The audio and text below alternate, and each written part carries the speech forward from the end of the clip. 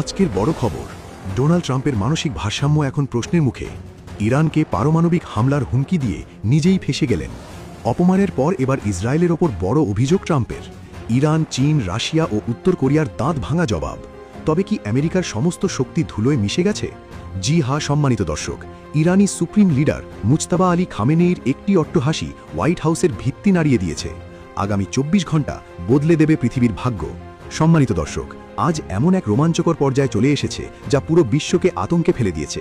যখন ইরান আমেরিকার সমস্ত শক্তি, সামর্থ্য ও খ্যাতি ধুলোয় মিশিয়ে দিল এবং ডোনাল্ড ট্রাম্পের কাছে বাঁচার কোনো পথ বাকি থাকল না, তখন তিনি দিশেহারা হয়ে নিজের শেষ কার্ডটি খেললেন এবং ইরানকে পারমাণবিক হামলার হুমকি দিলেন।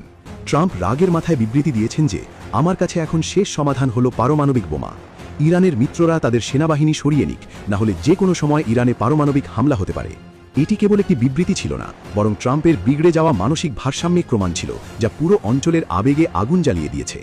দর্শক, ইরানি supreme leader Mojtaba Ali Khamenei ট্রাম্পের এই শিশুসুলভ হুমকিকে কেবল একটি হাসিতে উড়িয়ে দিয়েছেন এবং বলেছেন, ট্রাম্প, তোমার এত সাহসী নেই। আমি তো নিজেই চেয়েছিলাম তুমি আগে শুরু করো, যাতে পুরো পৃথিবী তোমার শেষ দেখতে পায়।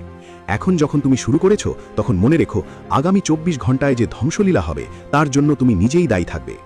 ইরানের এই ভরপুর জবাব ট্রাম্পকে এমন এক ধাক্কা দিয়েছে যে মাত্র আধ ঘণ্টা পরেই ট্রাম্প ইউটার্ন নিয়ে সমস্ত দোষ ইসরায়েলের ওপর চাপিয়ে দিয়েছেন। ট্রাম্প ভয়ে নিজের বিবৃতি বদলে বলেছেন, পারমাণবিক হামলার হুমকি আমি দেইনি, বরং ইসরায়েল এমনটি চেয়েছিল।